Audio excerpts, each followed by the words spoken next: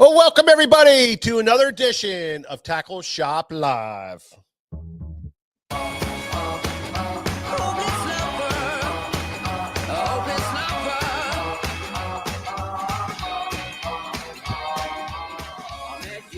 Sunny day, right there you took my breath away. A young and pretty, was it just a dream? Michael Bradley, first one to sign in. How you doing, buddy? East Stacks Fishing, Patrick Kingry. How are you, pal? Beautiful. Yeah, Paul, how are you doing? LP Bass, Matthew, good seeing you today, buddy. Heading to Northern Champlain tomorrow. Ha, you lucky dog, Paul. Yeah, E-Stacks, they're catching them up there. They're catching them up there all the time.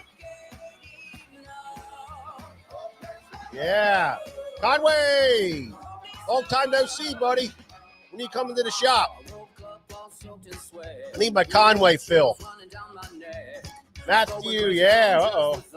LP Bass, Susquehanna, Caitlin. Hey, Caitlin. What up, Joe? Robert Mills, Edward Ranowski. Hey, Ed. Always here, buddy. Good seeing you, pal. Yeah, Mike Hayer. Howdy. Bucktail fishing. Love me throwing a bucktail, pal. I call them hair jigs. Yeah, Matthew, we had a little snafu with the sound system. Nick screwed something up. Yeah, Jay Sandberg, Jeff Reed, JJ Outdoors. What's up, brother? Man, oh, man. Lisa Lake, that's right, baby. Favorite day of the week. Craig Anderson, George Ashbridge. How are you, buddy? Ken Hodgins. Ronald, how are you? I can't get enough. I can't get enough. Yeah. You make me smile when I Baker. How are you, Tim? Tom, 1441. Good to see you from South Carolina, man. Good to see you, pal. Bob Donahue's here. Craig and Travis. Hershey, how are you guys doing? Good to see you guys. Thanks so much for stopping in. Michael Bradley's, yeah, hey, Bucktail. That's his name, Bucktail. Danny Poust is here. Craig Anderson. Right on, man. We got a great crew tonight, as always. Thank you, everybody, for stopping in, checking out the show. This is... Man, I don't even know how many years we've been doing this. Long time, since 2021. And we keep rocking and rolling. We keep on going, baby. You know, Mike, I'm sitting here, you know, I'm watching the comments. We always have great viewers, listeners. And I'm thinking about them right now. And I'm like, what kind of situation are they sitting in right now? You know, I'm just imagining somebody sitting in their spot. Yeah. With a nice beverage. Yeah, hanging. You know, maybe a stogie. Yeah. Who knows? And, you know, I think somebody, you know, take a picture of where you're at some point and put it in the comments. We want to see that. Yeah, that'd be awesome. We want to see your Tackle Shop Live spot. Setup. Your setup, your man. setup. What's your setup? Yeah. It could be in the boat. It could be. They could be in the boat right now. I can't tell you how many people have called in and said, hey, you know, I'm out in the boat, you know, I'm sitting here fishing, watching you guys, and it's just cool. It's cool as hell to see that. Driving home from work, Craig Anderson driving home from work. Yeah, I mean, that's just all great stuff, man. Yeah, you know, I went fishing over the weekend, Nick. George and I, we went to our favorite honey hole and fished around and had a great old time. And I fished a pool on the river that I fished 10,000 times at least. I mean, I've been on that pool forever. 30 years, and I fished a section of it that I never fished before. And while we were fishing, it was cool because it was like, you know, you're experimenting, you're adventurous, you know, you're down in there, places that you never been, and it was just it was a lot of fun to fish a brand new piece of water on a river that I've covered almost every inch of it. Apparently I didn't cover all the inches. So, brand new piece of water, but going into that day, Yeah. did you have any preconceived notions of what you thought you were going to be fishing or what you thought you'd find? No, we thought we were going to smash them. Of course, that was, That's the plan. yeah. I mean, right away it was full moon, high bluebird sky, but we still thought, we're going to figure something out and smash them. But then when we decided to go down into this area that I've never been at before, then it was like an exploration. It was going down in there and cruising around and looking for something new and checking out the grass, checking out the wood, fishing, just trying to figure out a bite. And we got a little something going on, and we were catching a few fish, but it was just cool. For me, I've learned a lot of the river. I fished almost the entire length of the river from, Sunbear, or from, all the way up at almost to Williamsport and almost to, well, not quite to Bloomsburg, but almost to Bloomsburg, out that way. I fished a lot of the river, and it's just cool when you go to a new place, you don't have any idea or clue. And then you just go and look, and you're seeing cool stuff, and you're seeing what that area of the river is about. And it was just fun. It was a good time. We caught some fish, but we didn't hammer them, but it was still probably one of the funner days we had, just because it was cool. Georgia was down in there before, but even he was like only second or third time down in there. So it was relatively new to him too. So that was pretty cool. But hey, listen, we're getting close, Nick. It's almost 30 days from the launch of our kayak tournament. Yes, that's right. The 2025 Susquehanna River Classic on the Susquehanna River is September the 20th. So it's coming up pretty quick. And we got a lot of guys signed up for it. It's very exciting. And the exciting part is we're paying out over $18,000 in cash prizes. So it's a big deal for us. If we get to 150 boats, we'll be paying all that money out. And we have, a great sponsor of 13 Fishing, and they are going to give everybody, for the $150 entry fee, they're giving everybody $100 13 Fishing oath rod. So the partnership with them is really special to us, to be able to work with Rapala and work with 13 Fishing and that whole company on this project. Really excited about it. And talking with those guys, they are fired up about it too, because they want to support that whole side of the fishing that we really, we love it, but we never really got behind it. So now this is our effort to get behind it, have an annual event on the river, something that's going to be exciting. And we're putting together, a great registration meeting, a good time hanging out, having some great camaraderie, hopefully have something to hang out with, and drinks and whatever. We'll just have a good time here at the shop for registration on Friday night, and then of course the tournament on Saturday. And then after the tournament, we're going to have a great big weigh-in ceremony back at the shop in the tent. And again, a big festive kind of thing there. So we're really looking forward to that. That's going to be a lot of fun. And I just want everybody to know that it's a tournament that everybody can get into, whether you're a skilled long-term tournament angler or just wanting to get involved with tournament fishing. This is your event, because you are going to get something for your entry fee, and you're basically winning a fishing rod before you even get started. I just had two guys at work this week come up to me. They're like, Nick, I didn't even know they watch. Yeah. Right, to be honest with you. Yeah. And they're like, Nick, this tournament that they're going to have, do you really get a rod for signing up? I'm like, well, yeah. They're like, oh man, we're all about that. I'm Yeah. like, yeah, get into it. Well, that's the thing. We always wanted to make sure people got something for their entry fee in our tournaments, because people that never did it before, they're kind of, I don't want to be a donator. I don't want to do this. I'm not sure. I'm not that good at it. Well, I mean, you don't know that until you do it. So here, you're already won $100 rod before you even get started. And that's a cool part about it. So don't mess around, get involved, get signed up. It's going to be a fun event. It's going to be a really good time. It's going to be really super exciting. And we're really, really happy and proud to put it on and get involved with our fellow kayakers and our kayaking friends and customers and new customers and new tournament guys. That's what we want to do. So that's pretty cool stuff. And I just wanted to make sure everybody knows that, listen, it's a 150 boat field. So make sure you don't wait till the last minute and get locked out. Get in there, sign up a while, and take advantage of this great event that we're going to put on. It's going to be talked about for a long time on that one. So the other thing I want to say, Nick, is do you ever boil water and then throw your spools of line in it to make it limp?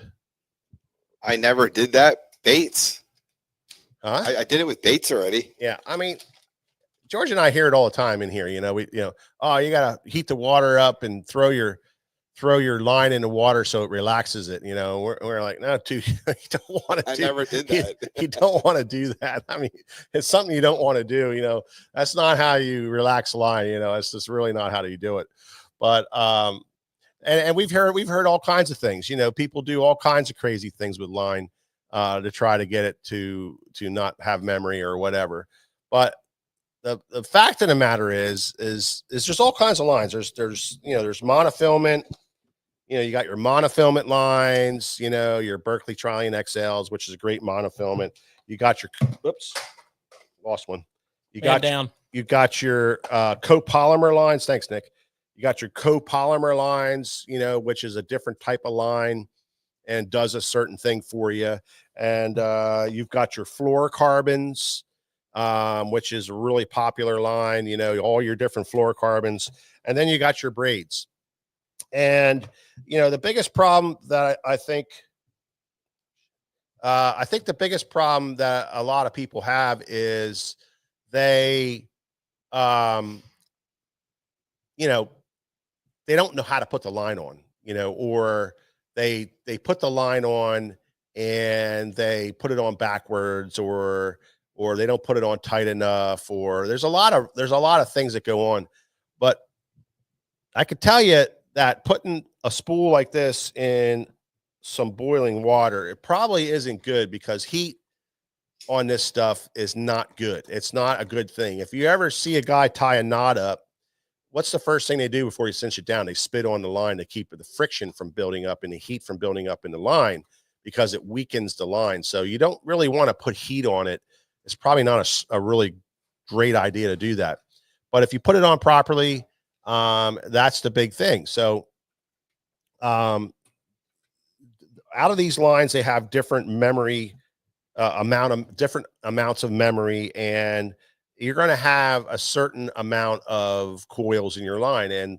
And going from limp monofilament that has probably the least amount of coiling to fluorocarbon, which has the worst amount of coiling, you just need to be able to just manage that line and learn from doing it over and over, how to put it on without having the loops really give you a lot of problems. Now, how do you do that? Well, one of the things is, and it's a big problem that a lot of people do, is they overfill their spools, especially on spinning.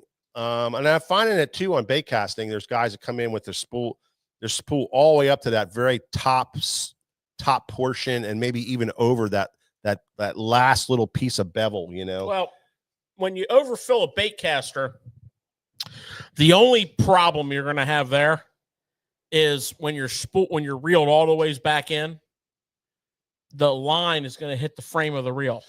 Yeah, but and that's a negative. That's a problem. That's a problem. But also, like you said, and when it comes to backlashing and stuff like that, overfilling that spool is a problem. Also, because it creates more problems in backlashing. Because too much line on the spool. There's just way too much line on the spool. So there's a big factor with that. But on spinning, it's a big issue. You can overfill it very, very easy, and you'll end up with a lot of loops, a lot of tangles, and a lot of that kind of stuff. So the number one thing is to learn how full you can make your spools. And we've done videos on them, and you can read about it. But I'm telling you right now, if you have a spool and you have 1/8 of an inch of lip, that's a good thing. It's not a bad thing, you know. You can still you can still get your distance out of it, and you can but it's manageable. You can manage the fluorocarbon, you can manage the copolymer, you can manage the loops a lot better, and the memory, because you're going to have memory no matter what you do. You can put line on, and the first 2 days of fishing, it's great, but then, you know, we're working it stiffs. We might not get out for 2 weeks. Oh, whoa. Well, that's the truth. I mean, you know, for the average average guys, you know, it might be 2 weeks between fishing trips, and that's sitting on a little spool, comes off a big round spool like this and goes on a little spool like that. It's going to put memory in your line, and by having that spool down to 1/8 of an inch, you get a lot less tangling, a lot less bird's nests, a lot less problems. I'll tell you what took me a long time, too long, I hate to admit it, is I was always when I started fishing, I was a spinning reel guy. And back then they didn't have all these awesome lines that they have now. Well, you know, you wanted to put 12-pound on, you wanted to put, it didn't work. Like it just, it went off the rails. Now with the braids and stuff like that, you know, you're in a much better position with your spinning reels. Oh yeah, for sure. Yeah, I mean, the number one problem with spinning reels is putting your line on backwards. And a lot of people right now, there's a lot of people watching right now. I'm looking at the feed here. A lot of people are like, how do you put line on backwards? Well, there's one way to put line on. If you're doing it at home by yourself with a spinning reel and you don't have a line winding machine, there's only one way. Any other way is backwards. And let's look at a spinning reel here.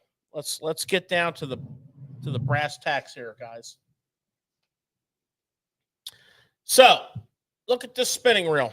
Okay, now I'm going to turn the handle. This is the bail wire, the line roller, the rotor, and it is spinning clockwise. Everybody agree with that? Yeah, absolutely. So in essence, if you had line coming straight into this reel, okay, straight, perfectly straight into this reel, such as if you put a pencil through your spool. Yeah. Okay. Yeah. So now your line is straight. The actual line is straight. As soon as it gets here, it just got a twist in it. Because it came in and it got wrapped around the spool. Twist, twist, twist, twist, twist, twist, magnifying. So that's not the answer. Do not fill your spinning reel by putting your spool and having somebody hold it and spin. That is no good. Bad thing. That is a bad thing. Yeah. Bad things will follow. Yeah. That's non-negotiable. No. Okay. So if you have your line coming into your reel twisting in a counterclockwise motion,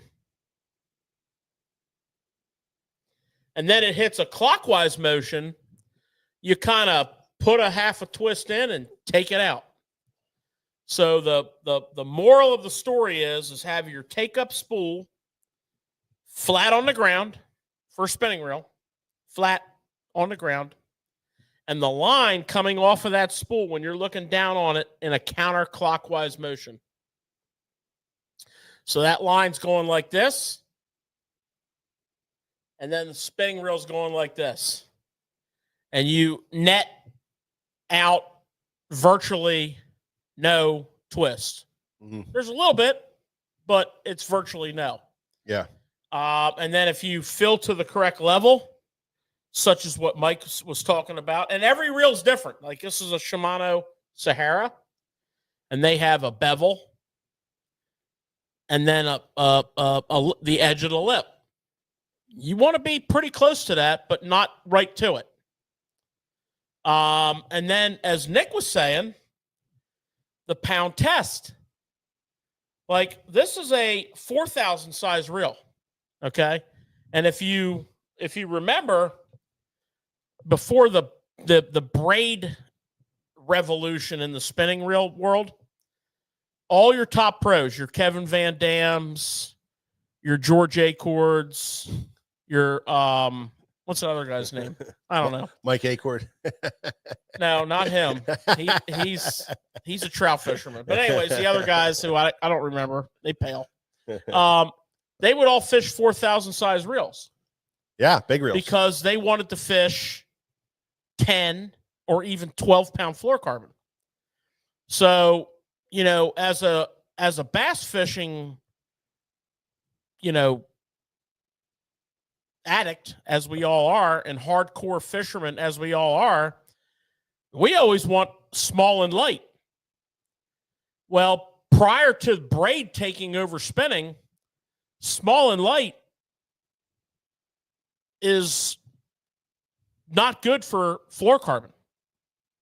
The smaller the diameter, the more problems, which is why if you're fishing, like I like to fish 2,500, 3,000, and if you're going to not, now I'm going back to the days when we used to film with fluoro, which we still do a couple, don't go over 8.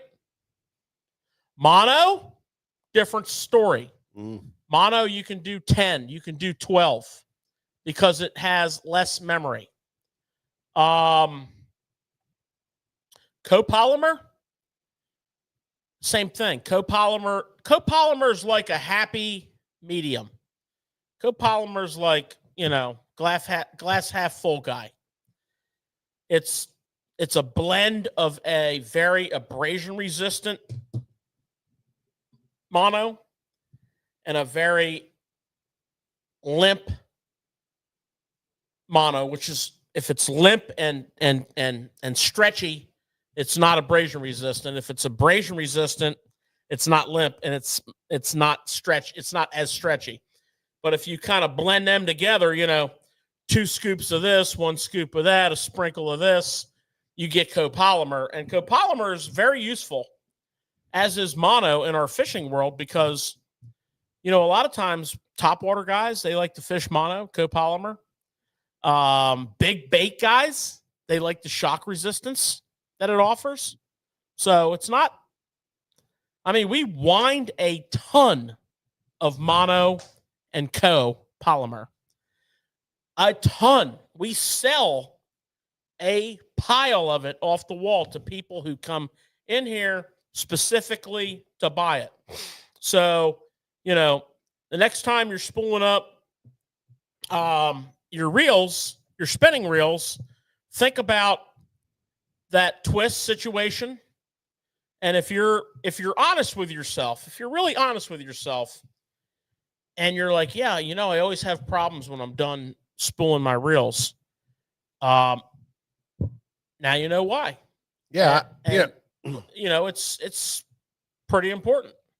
You know, one of the big things too that I like to do, Nick, is I never strip my spool empty, because first of all, you're never going to see that line way down in that spool. So why waste, you know, putting an expensive fluorocarbon on, or why waste line when you're never going to go down there and see it? So when I change my line, I strip back only, you know, 75, 100 yards. And then that's what I put on. Now that does 2 things. Number one, it saves you money, that's always a great thing, right? But number 2 is, when George is saying about, you know, how you put the line on without the twist, there's always still some twist. There's always a little bit of twist being put in. I don't care what you do. That eliminates a lot of it, but it doesn't eliminate all of it. Now, the longer you put a piece of line on, the more it compounds. So by only putting 75, 100 yards on there, first of all, it's plenty enough line for fishing for weeks and weeks and weeks. But the big thing is, it's not compounding those twists. So that last part of that line that goes on, that last 25 yards of the 75 or 100 isn't compounded for a long period of time, where it puts a lot more twist in it. So, you know, that's going to help you a lot with twist too. And that's something that I've always done, you know, more so for the twist factor, you know. And that's a valid point. Yeah. You know, and that helps out a lot. It helps out an incredible lot. Let's not trivialize the fact that good fluorocarbon is expensive.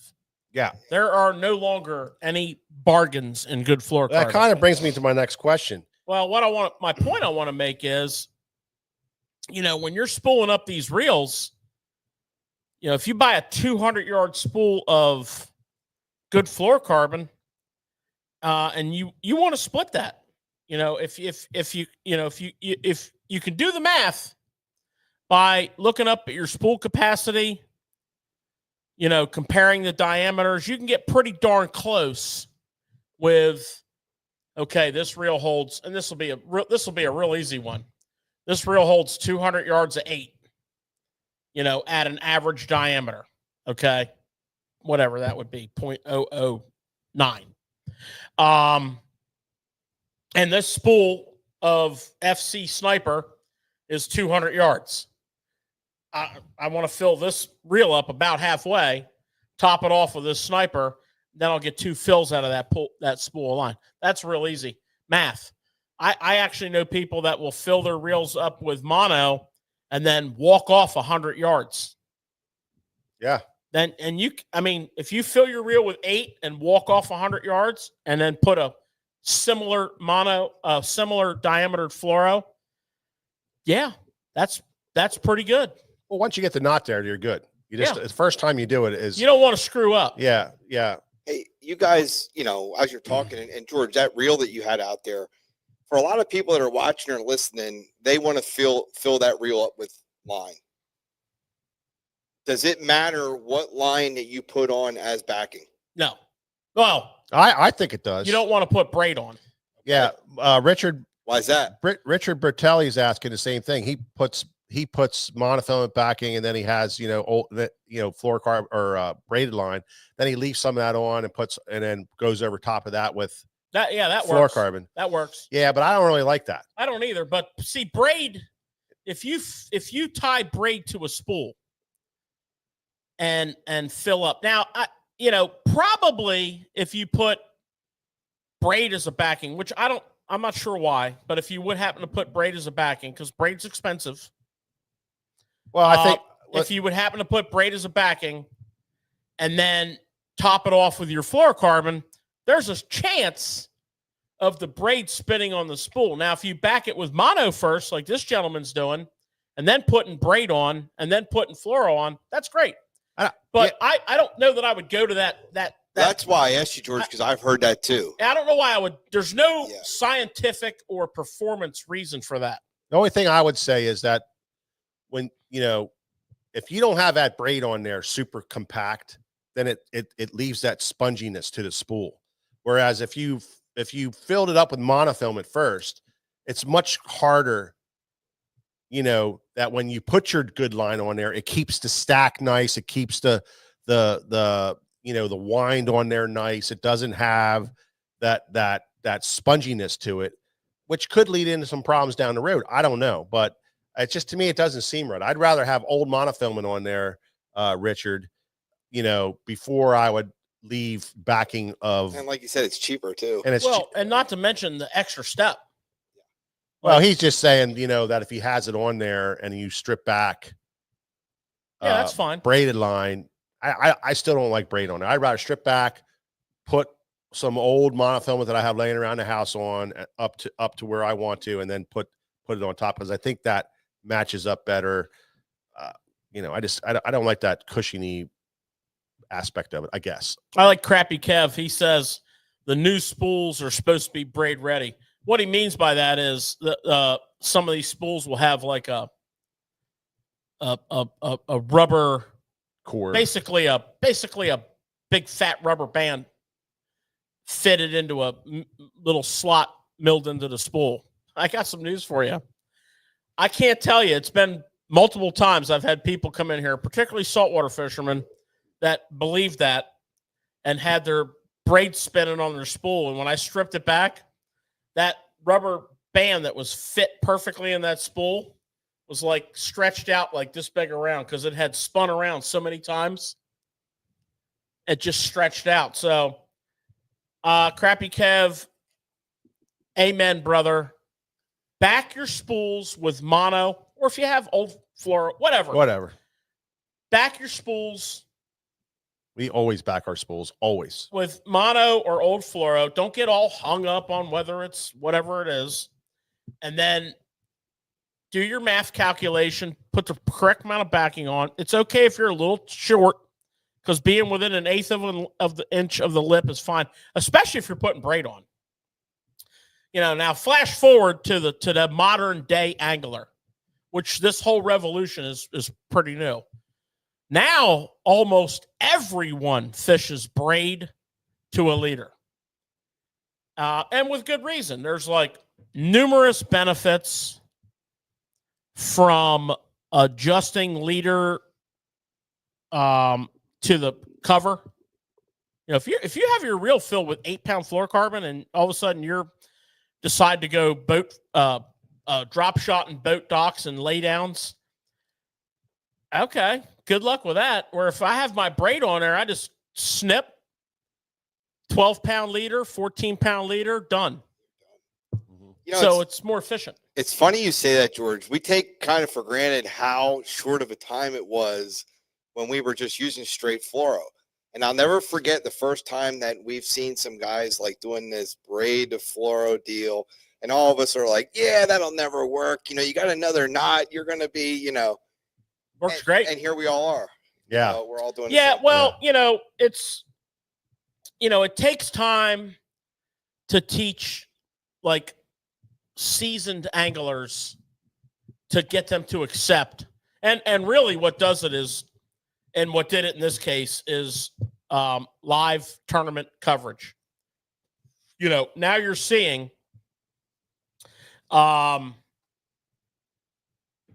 it. If you watched that tournament on St. Clair last week,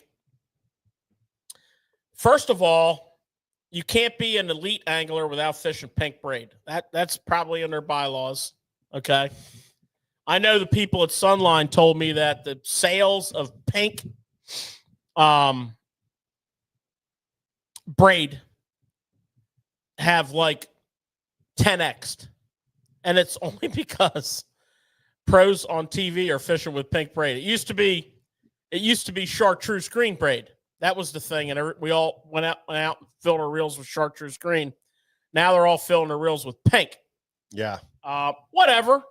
I like the fact that you can see it. See, one of the advantages of braid to a leader is now we can fish a high vis line. And with no fear or repercussion of even clear water. I mean, I watched that tournament last week. I go up north and fish every year. I like bright chartreuse green, super slick. That's my color. I can see it. I like it. And, I put a 15 or so foot leader on there. There's no possible way you can tell me that that's hurting my situation. Yeah, on spinning, I think braid to fluoro is still a huge is a huge thing, and probably taking over the spinning side of bass fishing. I used to think that straight fluorocarbon sunk better. You got down better with straight fluorocarbon. You got more of a straight line to it. But even the deep guys now, they have braided lines that are sinking braided lines to get that same effect where you're more straight to your line. So there's really it's really getting to a point where you don't even need to do that anymore. The Sunline All Might, yeah, exactly, sinking braid, and it completely eliminates that belly in your line. It's great in the wind. Yeah, it's great in deep water. It's great in current.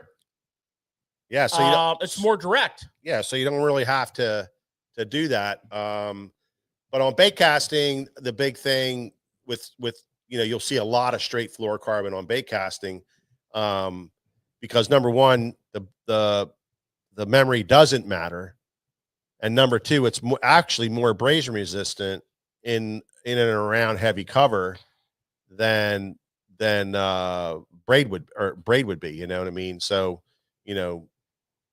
that's kind of some of the reason for that. It's funny. George said about live coverage has changed it.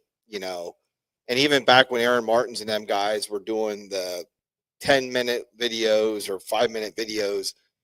But what I was kind of smiling about is before all that live coverage and we could see it, you had dock talk where everybody had their way of doing it. This guy used mono because of this, and this guy used what was that, red line? Oh yeah, that was mono. He used that because that was gonna Cajun red. And this guy used straight braid, and now you have a lot of guys. I mean, you can see what these guys are doing, and a lot of people are duplicating more. You know what I said to the Cajun guy when he was when the Cajun red was big, and they're like talking about this red line, and first of all, it was some nasty freaking memory-ridden monofilament, but he's like, red's the first color that this disappears. I'm like, well, not according to every biologist that's ever drawn a breath. Red is the most visible color in deep water. And also, what about red hooks? Why are they? Because they brought their red line out roughly the same time when True Turn was going ballistic with red hooks, and every pro out there was telling you the benefits of red hooks. So tell me if the funny part is, George, somebody to this day probably truly bought into that. They're in. Oh, there's a lot of people that bought into it, especially if you were buying combos, because Zebco owned that company, and they filled every reel they had with red line, red wire.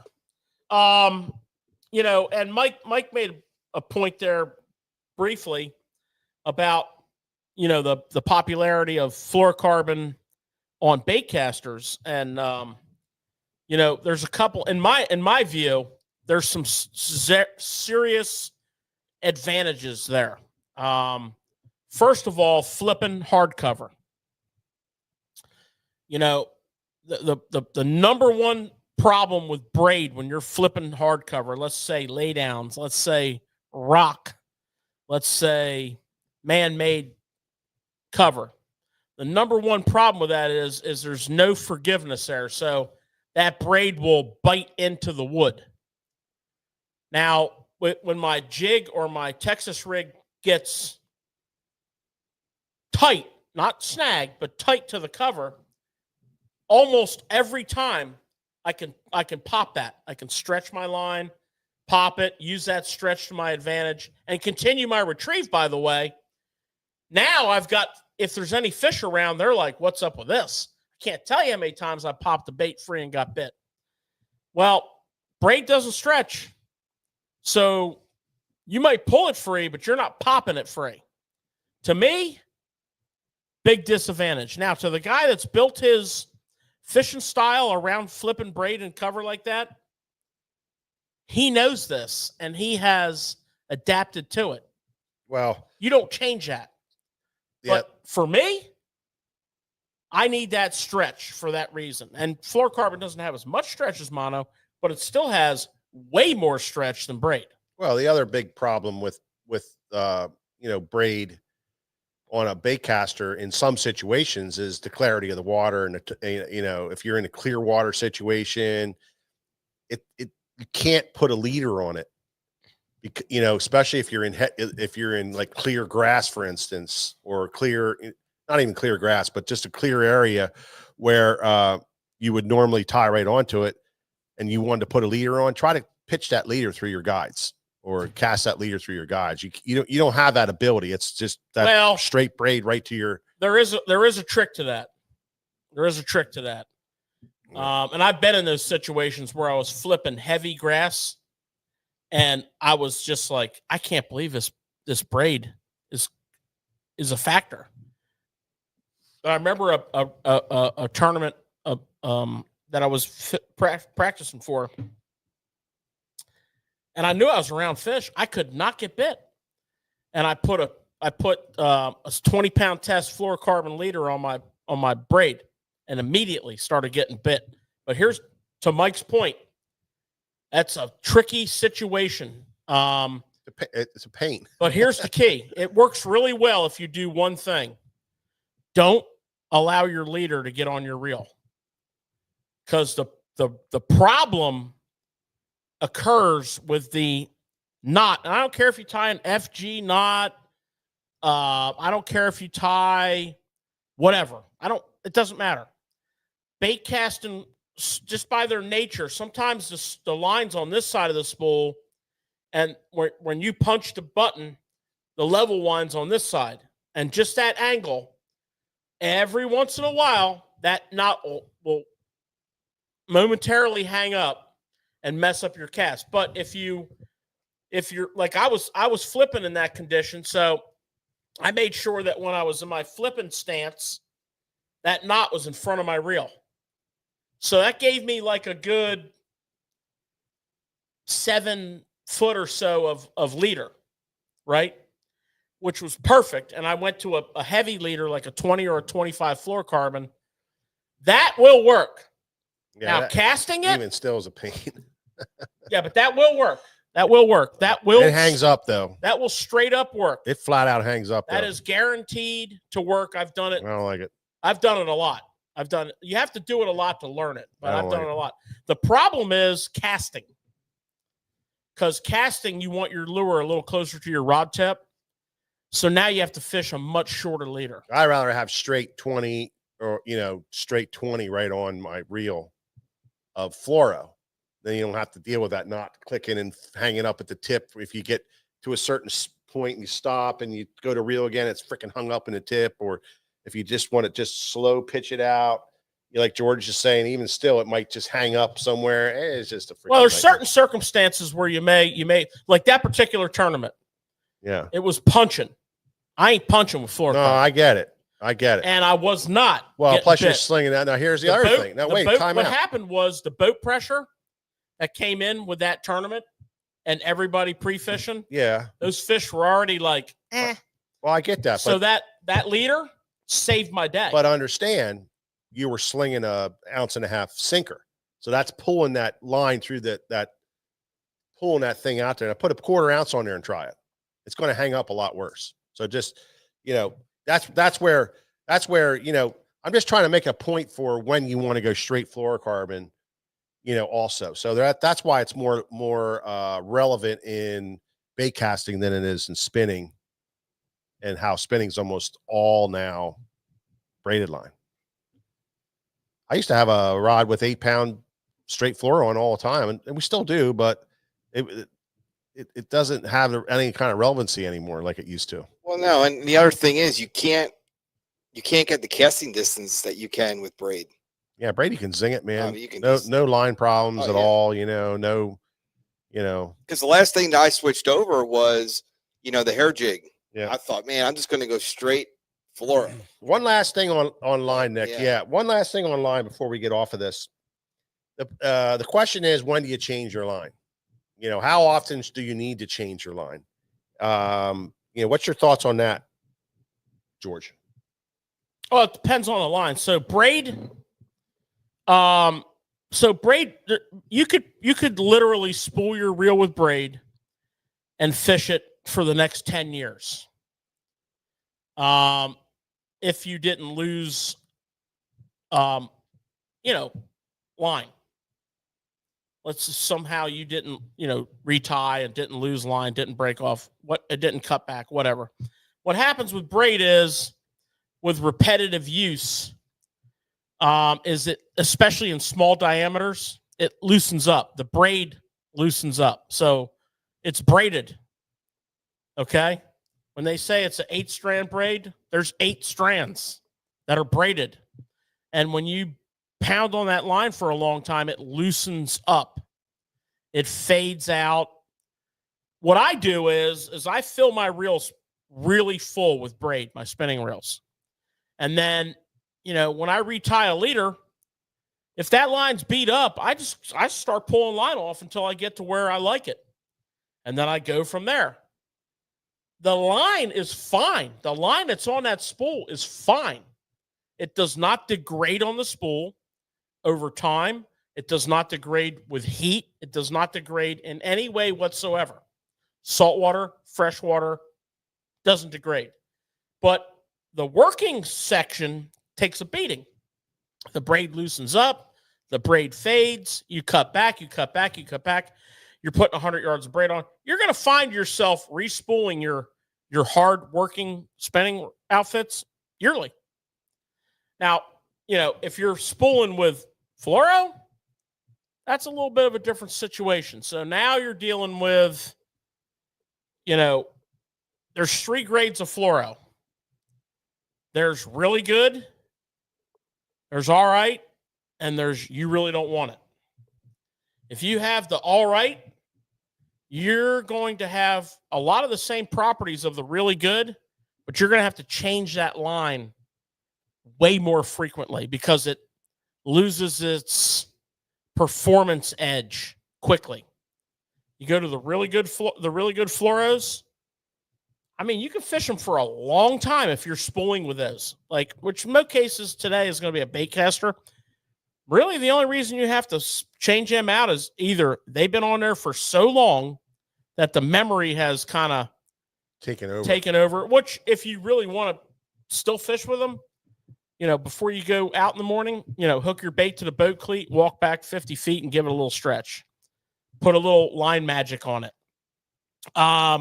But more than likely, you're going to have to cut back. You're going to break off. But it's going to be a while. So my answer there is, I'm going to say when you need to, as in when your spool's either too low or that line's been on there so long that you just can't deal with the memory anymore, especially if it's like a high test, like a 15 to 20. There's a big difference. I think that's mostly for what a lot of people change their line. There's a big difference between 15 and 20. Yeah. That diameter change, that memory change. Now mono, I would change that a lot. If I fished a lot with mono, I would change it a lot. I mean, I would certainly change it. If I fished every weekend, I would change it every month just by the nature of mono. It's much less expensive. But it's the nature of the beast. So that's my guidelines. I'll give you a tip on the braid that I've done already. And this is extreme, but so when you reel up your braid, and like you said, George, that first 50 yards, 80 yards is pretty beat up. I've already walked it out and then re-put it on my reel the opposite way. Next thing you know, the other half now is your brand new side. You can do that too. It's very true. You can do that if you have the space to do it. Oh yeah. I'd like to say this. I'm not doing that. I said it was extreme. My thing is I try to get as much out of my spool as possible. Plus, a lot of us have 5, 6, 7 rods. We might not fish it that much, where we're abusing that line that much. But even still, we've kind of found that with braided line, it does. I don't think it breaks down, but it does kind of just get kind of weird, on you after 2 years. You start noticing some things happening to it a little quicker. So I mean that's a problem. Fluorocarbon. As soon as I start having problems with fluorocarbon, it just comes off. I mean, I'm not, the stretching thing. I get it. You can stretch it, but honest to God, who's going to do it? So I do find myself changing that a little bit more often than anything else. Leaders, I don't ever have a problem with that because I break enough times off and deal with, changing lures and stuff that it gets short enough, quick enough that I can tie a new leader on enough times, that you don't have to worry about the leaders.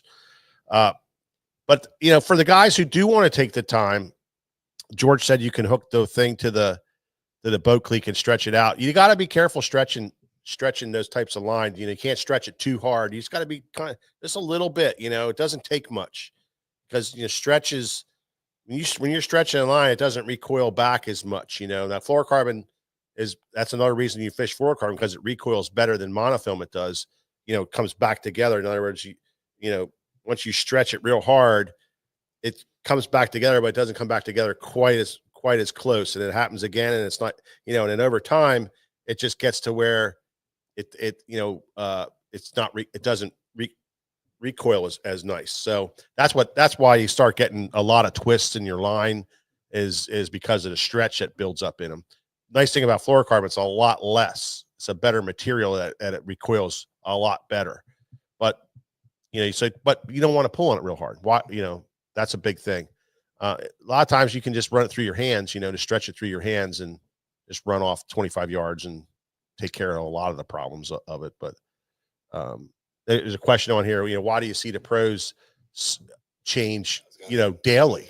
You see those guys, they don't change all of them, but they change 2 or 3 when they come back to the boat ramp. They're changing 2 or 3 or 4, every night after a thing. Well, they're fishing for $100,000. They're fishing for their living, and they don't want to even have any kind of question about loops and twists and tangles, and they don't want none of that. They want a fresh spool, man, for whatever that reel was that they were using, and they change out. Well, Mike, if you remember when we went live on the Upper Bay the first day, you got to see Greg just pull everything off, and what happened there is he felt something in his line.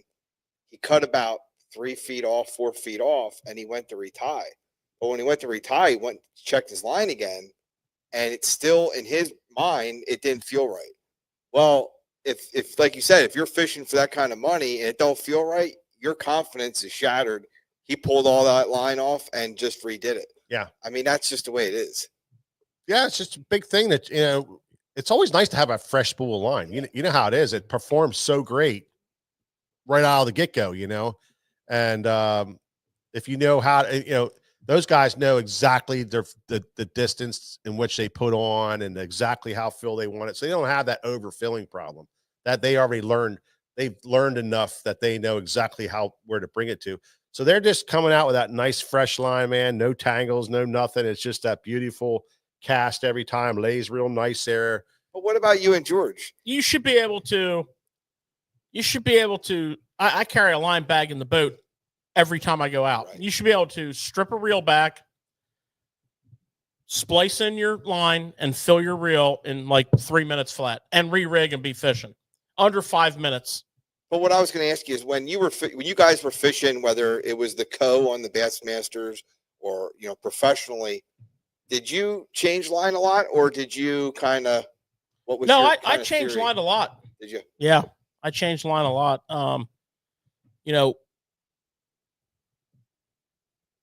You just, first of all, depending on who your line sponsor is, you got a lot of line.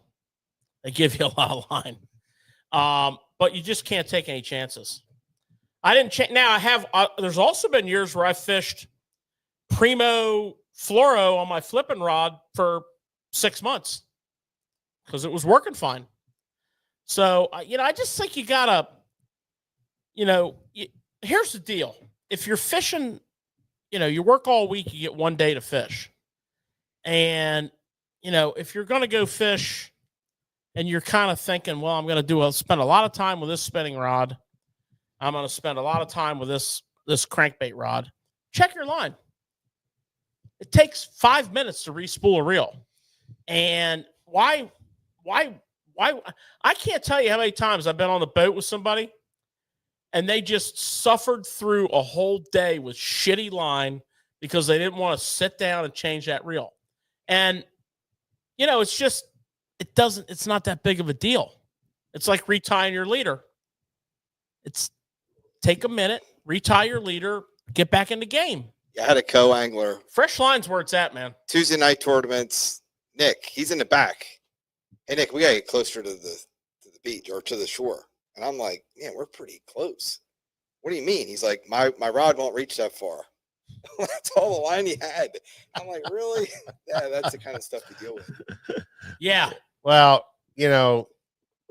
it's nice to be able to change your line. There, a lot of us are rushing around and the fact of the matter is you change your line when it starts giving you trouble, and don't fight the trouble. Yeah. So whatever that is, if you can get a year out of it, go ahead, get a year out of it. If you can't, then change it out. But we all have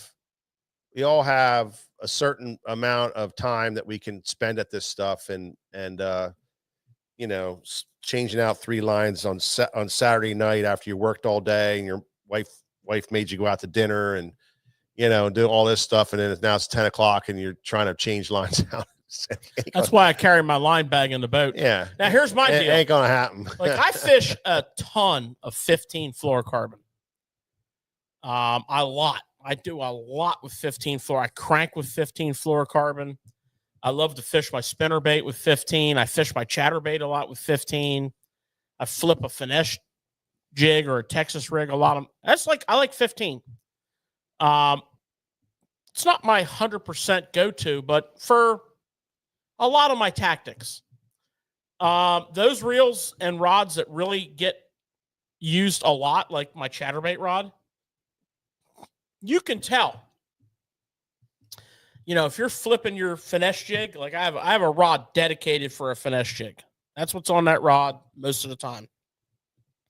I can just tell by the performance of that line, I need to change this line, and a lot of times if it aggravates me, I'll just hit the spot lock button and I'll change that sucker out. I'm telling you, 5 minutes, you're back in the water. Now, I like the question on here we had a little earlier about line dressing. And I'm a big fan. I do not use it daily, but there's a couple benefits to it, guys. And it goes beyond line. First of all, as that fluorocarbons, particularly your heavier fluorocarbons, your 15s, your 20s, as they start to get some time on the reel and they start to act, especially if you're flipping, underhand pitch casting, they start to misbehave for you. That line dressing is a game changer. How about it, Mike? Absolutely. I mean, you pitch better. Yeah. It's more fluid. Makes a big difference. It doesn't want to fluff up on your spool, even with a perfect pitch. It's funny, like when you and I go fishing and you pick up this one rod and it's casting, it's like, man, that thing's really casting. And then you start looking at it, you see the moisture in there, and it's like, oh, he put line dressing on this, and it's like you tell it right away. And that's the same thing with new line too. The other thing is, we got a cameraman Nick's taking care of business. He's taking care of business. The other thing is with the line dressing. And he brought me a koozie this time. Well, that's the way civilized people drink beer. Thank you, Nick. We had a comment. I'm gonna get to this in a minute. We had a comment about line the other day about fluorocarbon and on a spinning reel.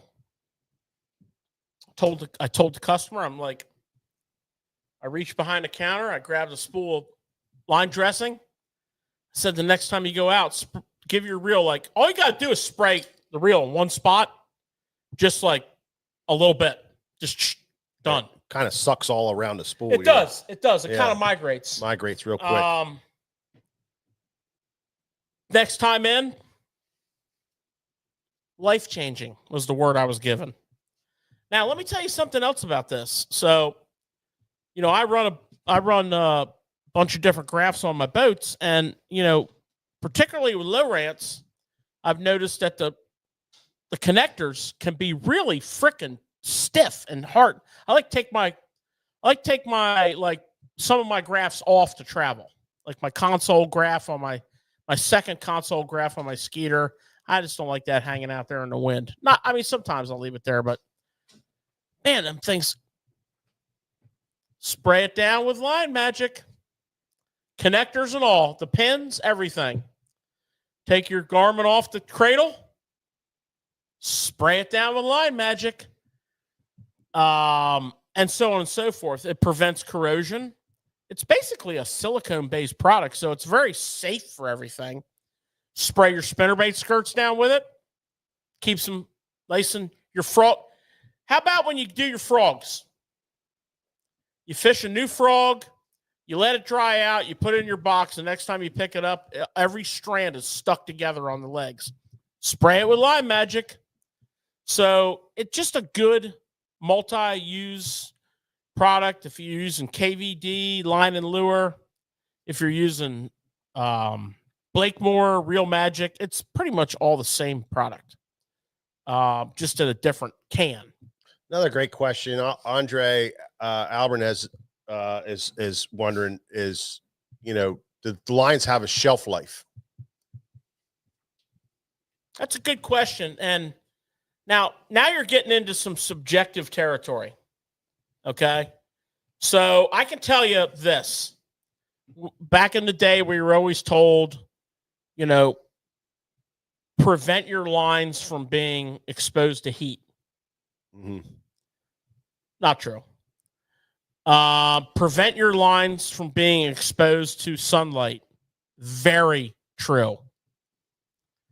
Why did I say not true on the heat? Well, because for many years I carried a whole truckload of tackle with me. And if you think for one freaking minute in the dog days of summer that I was going to go to wherever I was going and empty the truck out to protect it from heat, wrong. And that line, it was great for years. Well, you wouldn't want to leave it in your shed, though. No, I mean, I'm not going to go out of my way to microwave it, but I will say this: I use my bulk spools down to the bottom. Some of them are 5, 6, 7 years old. I mean, I just do. And I'm not a big like bulk spool guy. I like the 1,000-yard spools, and then I like 600 and the regulars, and then just the regular 300-yard spools. Yeah, there's advantages and disadvantages. Yeah. As we're all of us on this show, all the audience, all the three amigos here, we're all like, this is our deal. We're all hardcore crazy bass anglers, and line is just another piece of dialing in our perfect setup. Rod, reel, line, bait situation. So, we end up with a lot of different line. Like I carry a bag like this, duffel bag. Got I guarantee you there's 30 spools of line in there. And I'm in that bag every single time I go fishing. I might change a reel out. I might change a leader out to a different leader that I don't generally use. Yeah, I mean, as far as longevity, I think you're good to go. Just don't store them in sunlight because the UV in the sun will jack that line up as well as everything else that you leave in the sun. Yeah. But yeah, don't that whole heat thing. Nah. Yeah. Well, I mean, things like monofilament, of course, will break down quicker. Copolymer breaks down quicker. Fluorocarbon seems to really last for a long time, on spools. But to kind of tie this all together, if you took the time to put the perfect knot in there at 100 yards, then dealing with 200-yard spools wouldn't be a problem because you would be able to zip it right off to the knot, tie back on, bring it right back up to that level, and you're right around 100 yards, and you can get 2 fills out pretty easily with it without, you could cut it off, throw it in your line bag, and know that on the next reel, you can tie onto that knot and fill it with that piece of line that's on there. It's gonna fill. So I think the biggest factor is preparing that knot. Now, backing, shit, I got backing on my reels that's 10 years old. It's just all this is backing. I don't care. Only time I would take that off is if, I don't even know why. Well, I have another game-changing aspect of line management and reel management. Now, you guys might be really smart. Some of you, I'm sure there's some people on here that are like just ridiculously smart, just really smart people. But if you carry a lot of rods and reels with you and you randomly change line here and there as needed, I do not believe you're smart enough to tell me what's on what rod and when you changed it. Yeah. So what I carry is some of that. I don't even know what kind of tape it's called. It's white tape. It has like some fibers in it. I think it's a medical tape. Medical tape. I got the medical tape.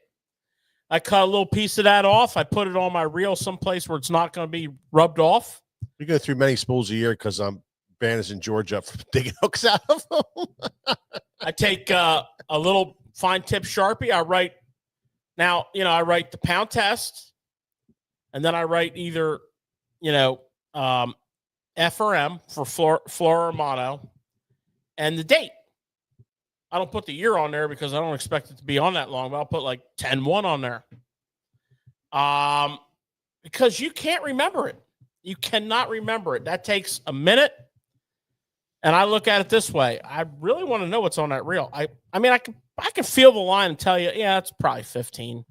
But if I look at my sticker and I say, yeah, it's 15 fluorocarbon, and it was put on, a month ago. I think that was one of the greatest inventions ever when they put that little dial on the side of the reels, where you can dial it to the pound test that's on there. Yeah, that's what Luz does. Isn't that's so ingenious. I don't know why everybody doesn't do it. I like the tape. It is funny. Every year you line your rods up and you're like, okay, I'm going to remember what's on everything. Now, halfway through, it's like, okay, I switched this out because I wanted to use that lure. And now you're like, oh my God. Yeah. I don't even know what I'm doing here. Yep. It's the way it is, George. We got tape on all of our reels. There's tape all over the place. We used to back in the day, we used to take hockey tape because we played hockey, put it around the rod, and then we'd write on that. Oh yeah. I mean, but you guys were doing the same thing. Yeah. Oh yeah. I don't care how you do it. You can mark it any way you want. Yeah, you can write it on the rod. You can put the tape on the rod. You can put the tape on the reel, whatever. Just put that in your bag. Doesn't have to be a big piece, but I just take my scissors, just cut a little square, wherever my hand's not going to be constantly rubbing on the tape. That's the thing. You got to put it where you're not holding on to it. Otherwise, it just comes right off. And I made that mistake a couple times. That's a big deal. Yeah. That's a big deal. There was kind of like line management. Yeah. That's a big, and I was going to say something to you, but I'm like, this is where every fisherman's different. If you ask Greg, he takes his line box out of his boat every day. I'm sure he does. He doesn't like that. Me, I'm like, yeah, I don't do that. I'm sure he does, Yeah. And it's probably good, again, heat, say what you want about heat, but that breaks down stuff. I mean, it just does. I don't care. I don't care. I love the guys that come in here with spools of line that they found in their shed and they bring it in. Hey, can you wind this on? And as soon as you open the spool up, you can tell the color's totally different. It's all white. It has that chalk when you're reeling it off the spool. It's got all this chalk on it. Well, that's all line breaking down. That's all it is. It's just a line physically breaking down, and that chalk is line dust, I guess you want to call it. It's just a line breaking down, and that it wasn't in the light. It was in the heat last week. Yeah, it was in the heat. It wasn't in the bright sun. It was just in the heat. And over time, things break. It's 12 years old. Yeah, plus tell you that. Yeah, exactly. That's what I mean. They just got this it guy's last grandfather. week. Gave it No. When they come in with the sales sticker still on a 349 for 300 yards of line, it's been around for a while. Yeah, they got it at the local sale down the street. Yeah, we're like, well, you really don't want to do that. Think about it. So here's how it works at a tackle shop, such as ours. If you bring your line in for us to wind, no problem. We will do it with a smile, and everybody here is pretty damn good at winding line. But if it's fluorocarbon, we charge 13 cents a yard to wind fluorocarbon. Now, if you buy our fluorocarbon off the bulk spool, it's 13 cents a yard. If you bring your fluorocarbon in for us to wind, what do you think we charge? 13 cents a yard. Braid, same difference. Mono, same difference. So if you want to bring your old line in, don't feel funny asking us to wind it, but you can have brand new line off the spool for the same exact price as your 25-year-old Christmas present from your grandfather, Jake. Think about it. Fresh is better. Fresh is better. Everybody likes fresh line. Now, getting back to Greg taking his line out of his boat and why I'm not surprised at this. 3 traits that he possesses. Number 1, French dressing. Greg eats French dressing. He will go out of his way on great distances of travel to get to a restaurant that has French dressing. I'm not 100% sure, but I think we've been at a restaurant already that didn't have French dressing and we left. I don't remember that exactly. Okay. Somebody that does that, they're going to take their line bag out of their boat, right? There's just no doubt about it. Oh yeah. Yeah. There's no doubt about it. Now, Yeah. now, if you live in South Jersey and you don't like ooze Philadelphia Phillies fandom and Philadelphia Eagles fandom, you definitely take your line out of your truck, right? Because you got way too much time on your We hands. got George Foxworthy over here. If you Exactly. Yeah, well, these are just personality guys, traits. one more thing here, real quick. There was a question on here, and I've gotten this with rods that are sold today, and people love using braid. Is there any need to worry about eyelets with braid anymore? No. Yeah. Nope. Not unless you fish 21 hours a day, 7 days a week. No. Not with stuff that's even Not even new. not even like within 10 years. If it's ceramic, you're not cutting ceramic with. I can tell you this much. Yeah. We do a ton of rod repair here. A ton. I've seen grooves in guides before, but I've seen grooves and guides before on rods that were fished with mono. yeah. Okay, so it has nothing to do with the braid. Yeah, there's something like really wrong with that guide or something. Oh yeah, that's the tip. I've seen them, and it's like 27 years of hardcore bottom fishing in the Delaware Bay. I don't even know if it's that as much as maybe it was a crack or something, and then they just wore it into a groove. I don't even know. It just doesn't happen. I don't even know. It just doesn't happen. It doesn't. But on the old 30-year-old stuff, yeah, you can cut the hell out of it. It'll cut right through. And if you have any of those metal ones, you come in and see us, and we'll get you. We have a guaranteed system to solve all your guide related problems. Yeah. You give us your rod. Yeah. And when you leave, you're going to have a shiny new one. Yeah. That doesn't do that. I guess the point of the question, the secret question that I always pop on everybody is the point is there's a serious need for line maintenance and a care for line and an understanding of your line, even though it's real easy just to spool it up in January correctly. Well, yeah, but you just can't believe how many customers just come in, spool their line up in January, and then they don't do it again until next January because they spilled their line for the year. And these are people only fish like twice a month, but by June they're fighting this twisting line and tangles, and so for half the year they fight this beast instead of spending. A lot of people, it's just monofilm it. All you have to do is come in and get $4 worth of line, and all that stuff goes away. Life is good. It just goes away. So there's a maintenance to it. If you're smart, you can put the knot at 100 yards. You'll save yourself some money. It'll be easy to deal with 200-yard spools. So you don't have to buy big giant spools of line. We're not people who are fishing for $100,000, or anything like that. Speak for yourself. Where you need to change your line every day, that you're fishing. You just don't need to do that. But just to be mindful of your line, know how long it's been on your spool. Don't fight the monster. If it's giving you trouble, just pull it off and put 100 yards of new line on it. It's just not worth the hassle for us guys to go out and have a great day of fishing.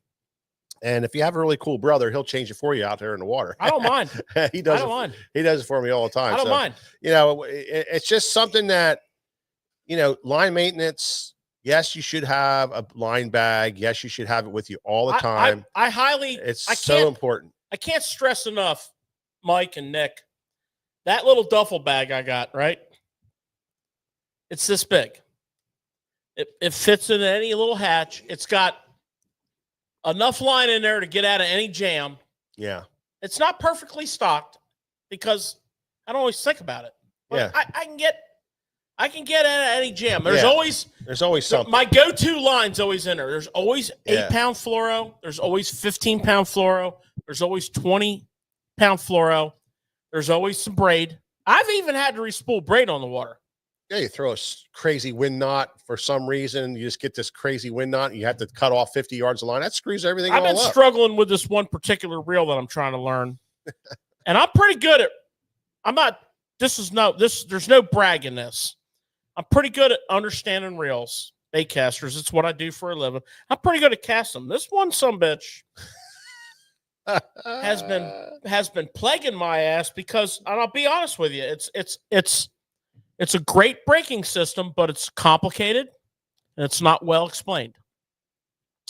Now, Skeeter Steve taught me something about it.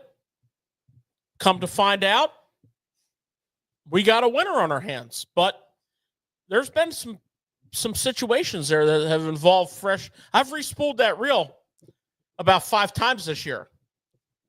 So in that, the story was for humor, but in that case, like, I will re-spool braid on the water. Now, braid's a little trickier because here's something we didn't talk about in re-spooling the line: tension.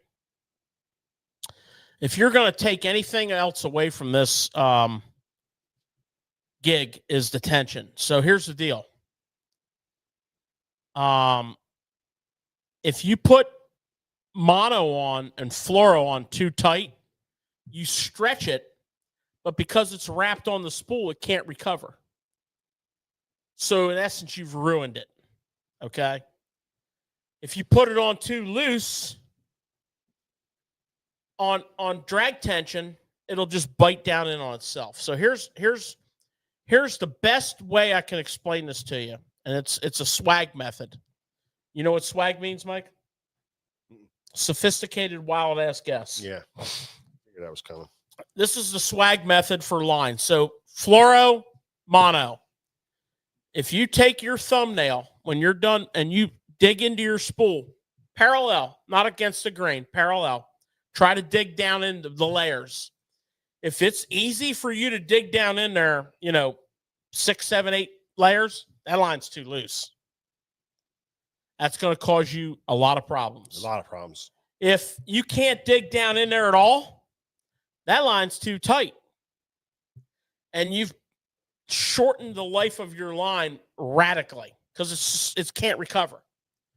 So you want to be able to, you should be able to dig down in. Like, if you're filling your spool up, your spinning reel, the way I discussed, and you fill it up, 20, 30 cranks with your handle, test it. And use that guideline. If it's too loose, put a little more tension on there.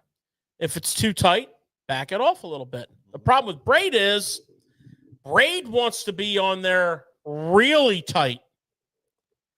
So you can't do that with your fingers. So what I do with braid is I use a little rag, a little towel, and I kind of lay the braid in there in like a little lazy S pattern and squeeze it. And then I can kind of adjust that squeeze to get that braid on there nice and tight. You don't want braid on there unless it's tight.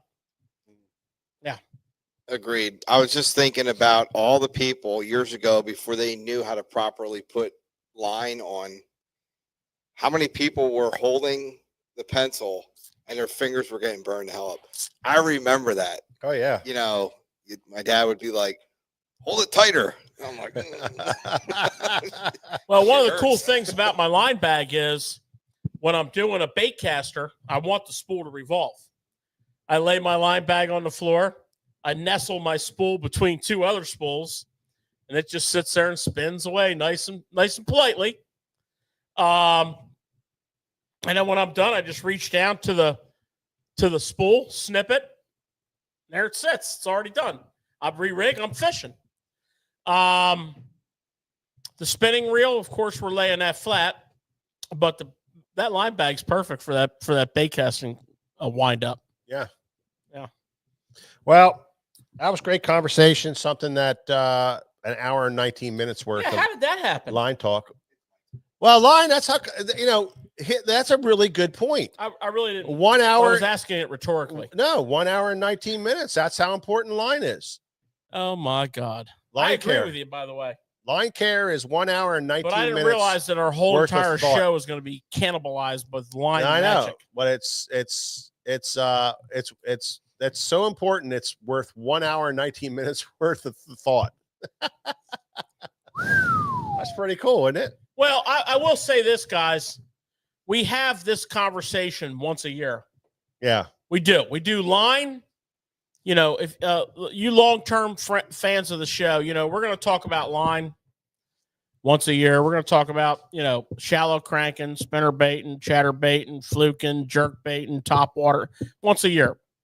It's the other stuff that adds a little more spice, but it's cool to talk about line once a year. We don't do the exact same show. We're not we didn't sit back here and watch the show from a year ago. Hey, I got proof that everybody watching and listening is all about line, because I've never caught so much of it over the last 2 or 3 years. I mean, come on now. I know, you're right. I mean, you come in the shop here, there is a wall. There's a wall right over here. And I'm telling you, I'm looking at it right now. And I'm telling you right now, that wall is, 40 feet long and 6 feet tall. If you're a little shorty, you're going to need some help getting to the top rail. That is all line. And you can't hang another spool of line on that wall. 40. It's full. Yeah, it's a lot. That's how much line is important to fishing. Yeah. Okay. Yeah. Yeah. Mike. Good stuff. What's one of the things we like to do here? I don't know. You need to focus, buddy. I have no idea what you're talking about.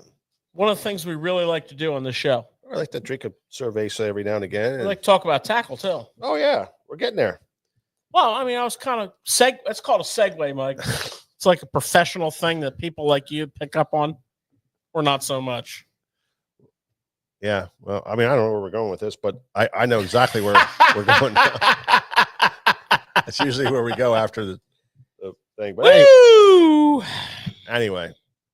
But yeah, we are a tackle shop. We love talking about tackle. Hey. And one of the things that we do here on Tackle Shop Live is we have a tackle talk segment, and this is Tackle Talk. Outstanding producer. Stay in your lane, George. Stay in your lane. I know. I was trying to help. Stay in your lane, bro. I stand greatly corrected. And you know what? Humbled at the same time. Might be the second best producer right now. Mm-hmm. Yeah, so, there's been some interesting things that have happened this year. Not that the year's over by any stretch of the imagination, but there's been some stuff that we talked about earlier this year, and now it's become a big thing in this shop anyways. I don't know about everywhere else, but, back in the winter months, back last year at ICast, a year ago, we brought you the BKK hook box, the fully loaded, like pimped out freaking hook box. Schmack Daddy. The OCD. Yeah. One of these OCD, one of these bad exactly. boys. And every hook, almost. Yeah. Almost. We found a hook on Sunday that wasn't in our box. Yeah. But almost every hook is in this box, right? And here's how it works. You open it up, and this one's not full. Because the OCD box, every slot is full. Every box has hooks in it. This one doesn't. So this box got your labels. This box is I call it the starter kit. So it's like, I don't know, better than half full of boxes. This is called a medium box.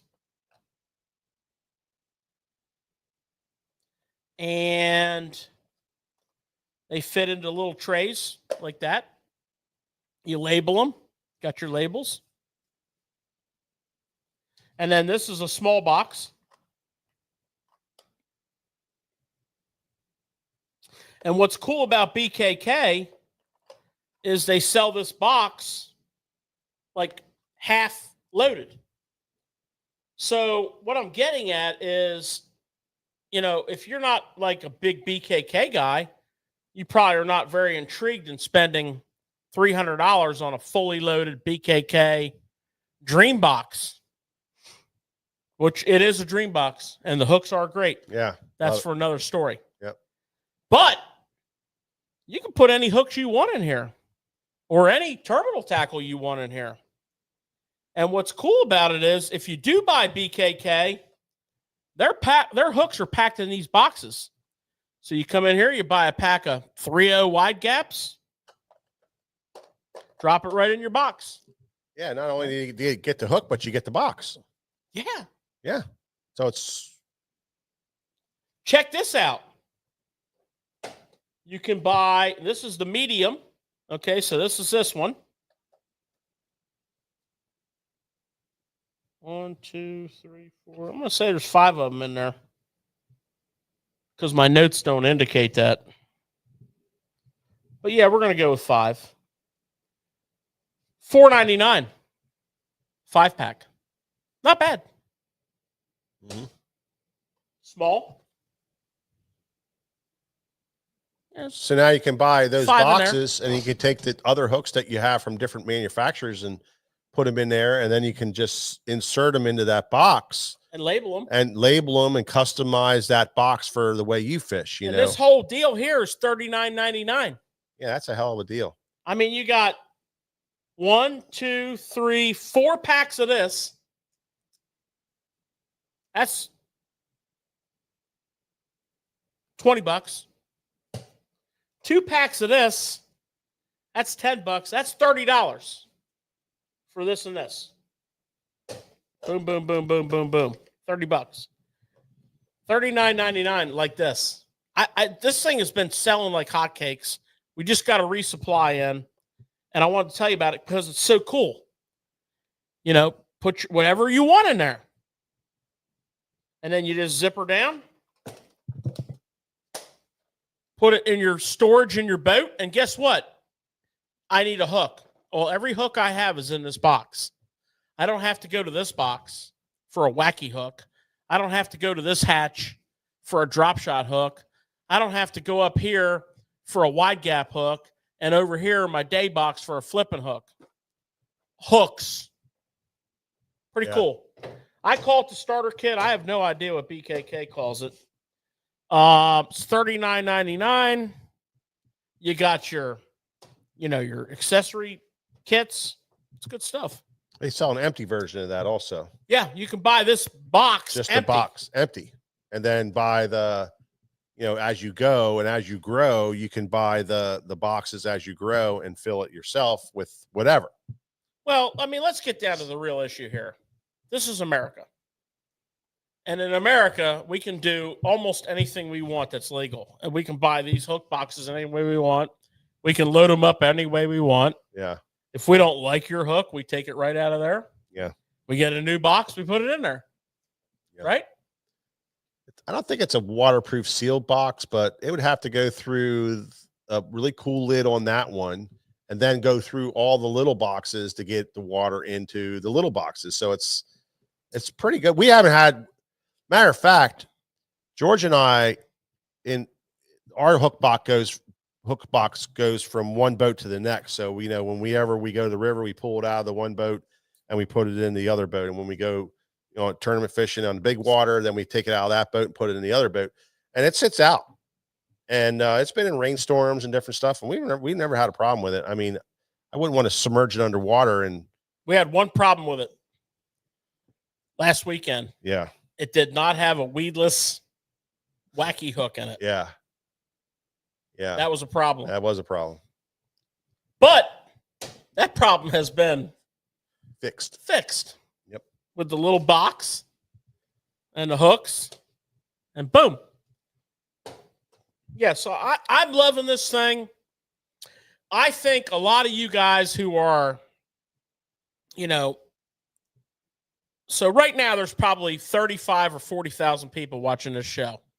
I'm willing to guess 5 or 10,000 are sitting in their boat rigging tackle. Well, that's what I'll be doing. Yeah. I'm telling you right now, you be rigging up this box right here. Your life is better. Okay. Yeah. So now we did get a restock on the llama tube. And, for those of you who missed this thing is bad frickin' ass. We sold, hundreds of thousands of packs of them. It was incredible. The president of Z-Man literally flew here to see what was going on. And we're out of green pumpkin, but we're not anymore. But this is the coolest thing ever. For those of you who missed the show, I got to show you this. Got a lot of compliments on my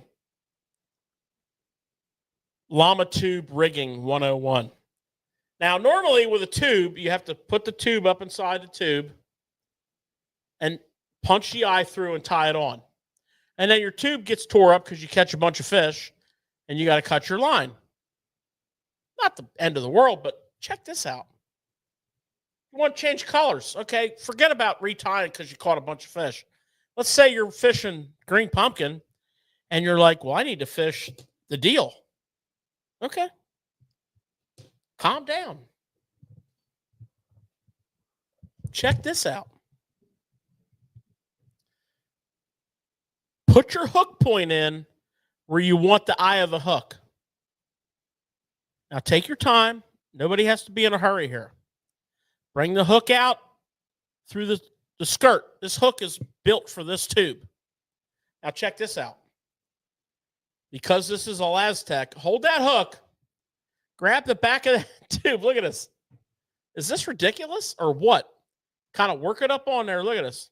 I like to stretch that tube up like that and just work it up on there.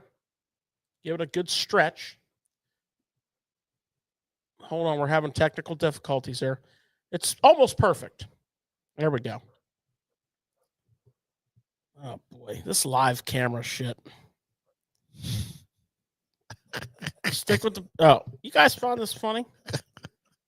I'm having problems with this one. Hold on. This is real. This is real life. The last one was great. This is real life. Yeah. Okay. Yeah, hang on. You're going to run into You're a in tree. this is a real situation. The wind's blowing you into the bank. I have my power poles down. The wind's blowing. I bought power poles because I knew this tube wasn't going to rig up correctly. The other 49 I did. Now, okay, erase your minds. I apologize. It was terrible. I got to talk to the llama about this. I found it works the best, is what I'm trying to make my point of stretching that thing like that. There we go. There we go. Hey! Hey! Look at that. Look at that. You didn't stretch it the right way last time, bro. If I want any help from you, I'll ask for it. Look at this. Is that freaking cool or what? Anyways, got a huge restock on the llama tube and the llama jig head. 16th, 8th, 3/16 quarter. All the colors back in stock. Yeah, finally got all the colors. Yeah. Now, I mean, you might have some situations rigging them once in a while. It's more stressful when there's 75 to 100,000 people watching you. But I thrive on this. Yep.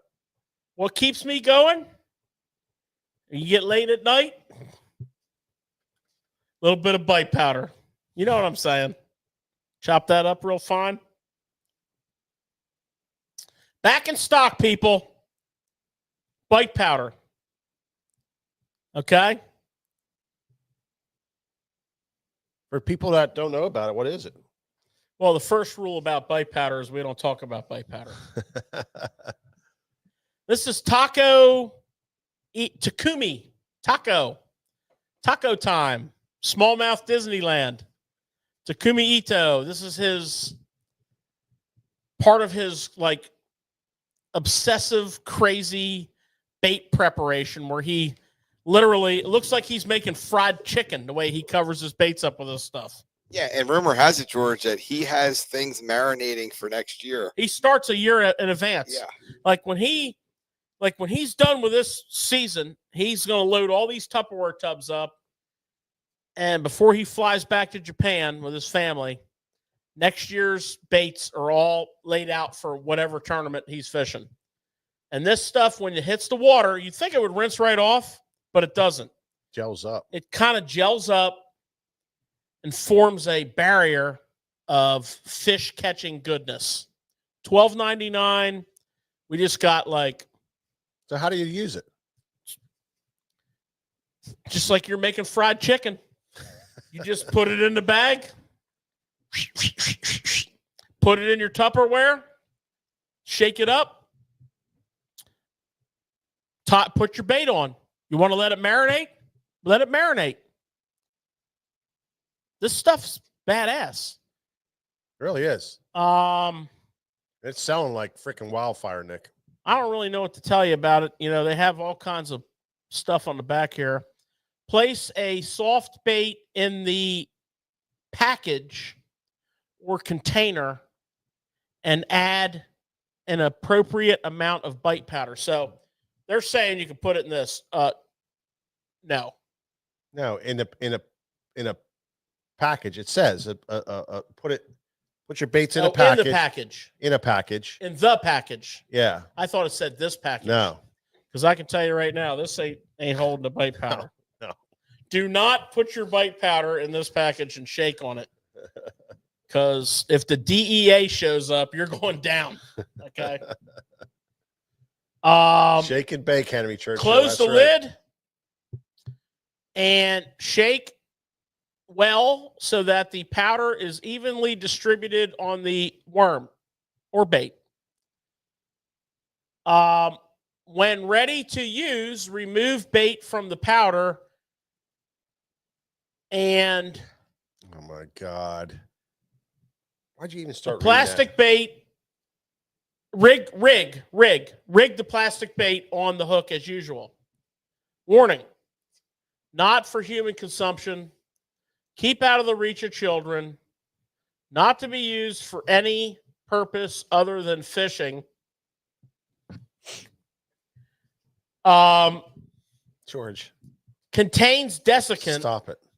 After opening, close the cap, store in a cool, dark place, and use as soon as possible.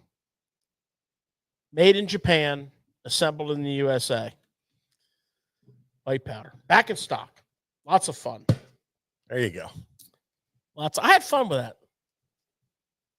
Yeah, when we shut our show down because you're having fun. Who's going to shut it down? Yeah, you know, they got people out there. Who? People that watch the internet. Give me a list of their names. I'll go talk to them. I don't know.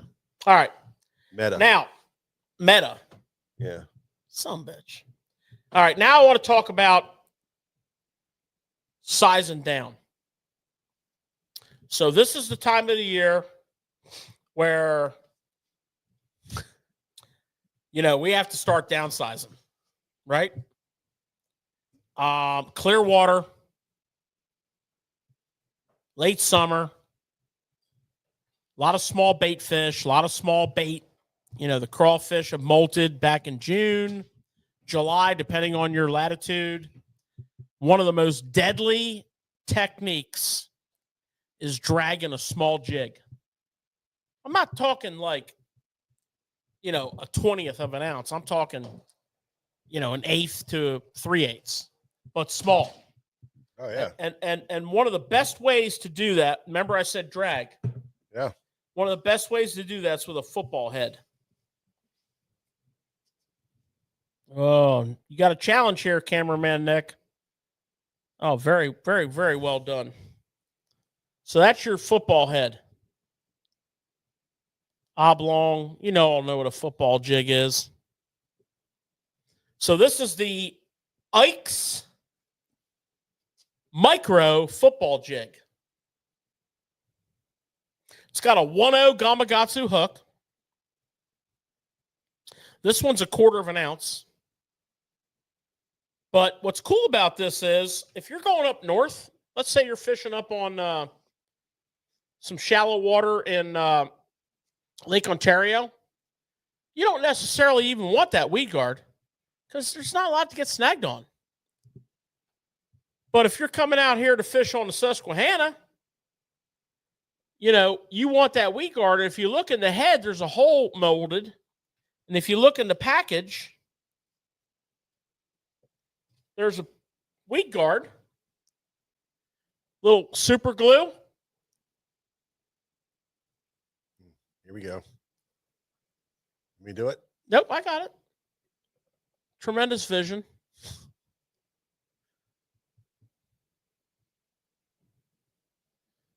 Super glue right in there. Okay.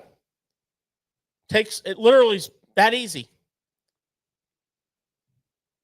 But check this out. Peanut butter jelly, for example. What do I trail this with? Great question. Little crawl, maybe a Max Scent little Super Trooper.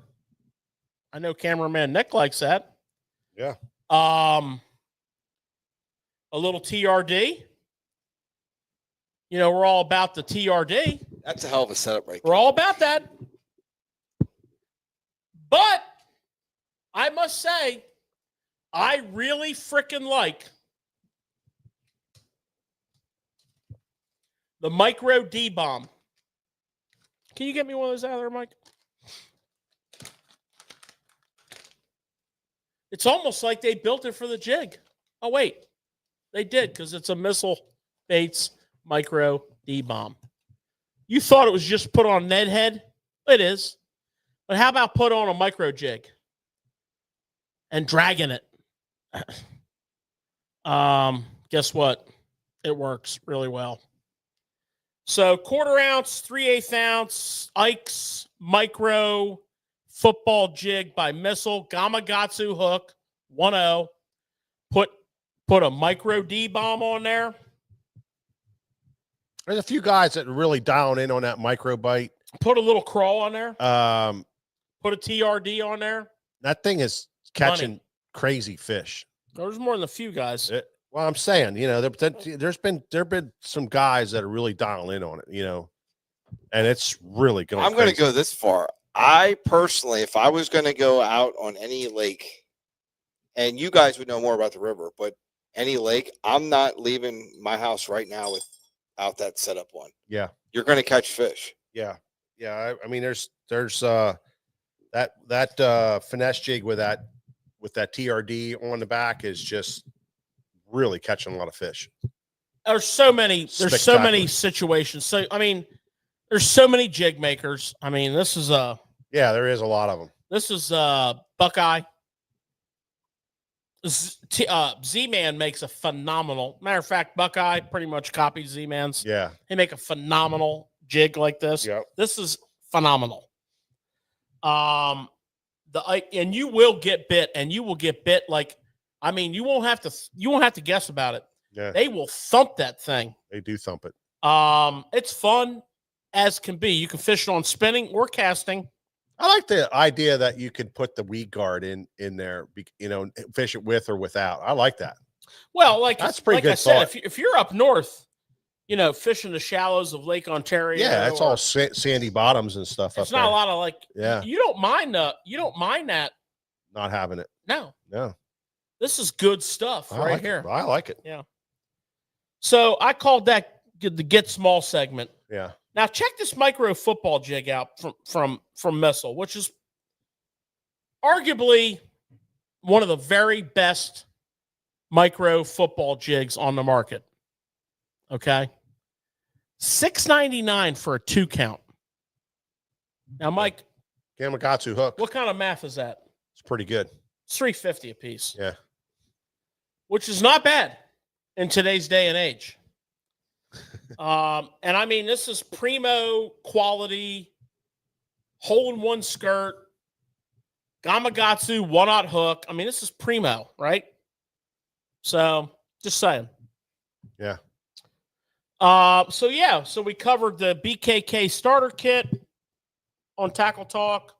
Yep. We covered the llama tube. Gave us a little bit of a fight there, but you know, we stuck with it, you know, and put that llama tube in its place. You know, we were doing it wrong. See how well it worked out. Yeah, I think you're just balled up on that. I got no support from anybody. You just got balled up. We talked about the we supported you, George. Yeah. Yeah. Yeah. Nothing. Crickets. No, because there was a little bit of giggling. Yeah, bite powder. I love it, man. Bite me powder. I love it when he struggles. $12.99. I eat that shit up, man. Oh boy, this show is so trying. All right, guys. Now today, got just 2 minutes of glory. Today was the Toyota Series on the St. Lawrence River, day one. That fishery is freaking off the charts. It's insane. It's absolutely insane. I mean, if you have 20 pounds, We thought St. Clair last week was insane. well, we thought the St. Lawrence the last time was insane, Yeah. 2 weeks ago. Yeah, But if you're this is insane. got 20 pounds, Yeah, have fun tomorrow because you're going home after the weigh-in. yeah, This place is off the chart. yeah. 26 pounds. Excuse me. 26 pounds.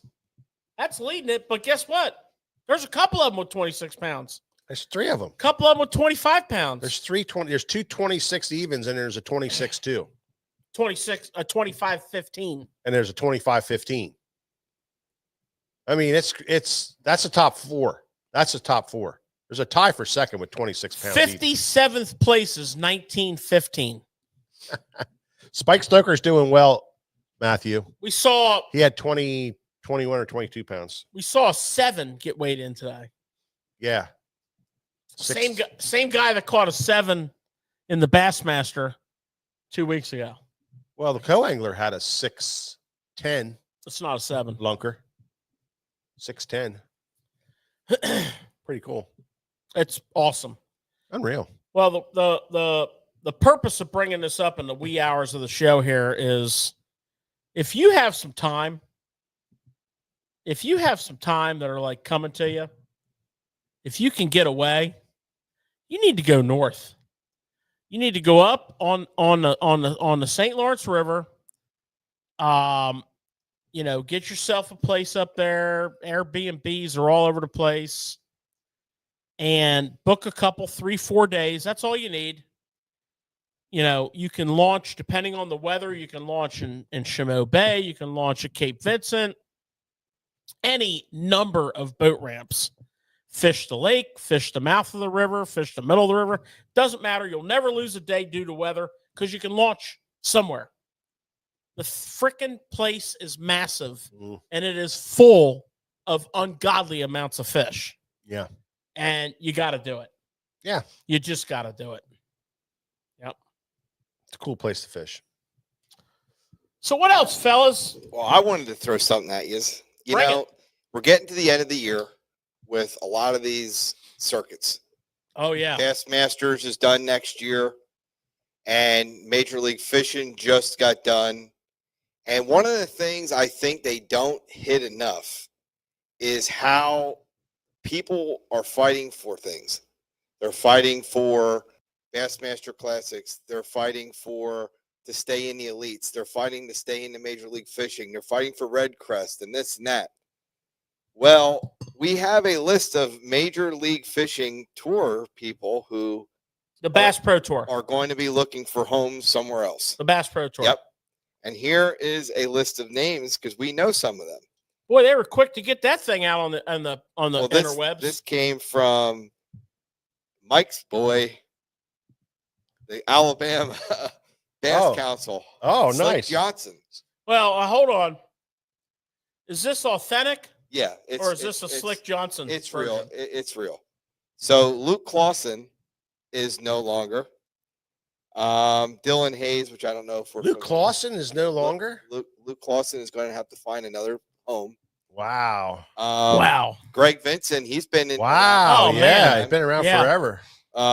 Marshall Robinson. Well, we saw Greg at iCast. Right. We always talk Wait. about the jet boats. Marty Robinson? No, it's Marshall Robinson. Oh, I don't know who that is. Gerald.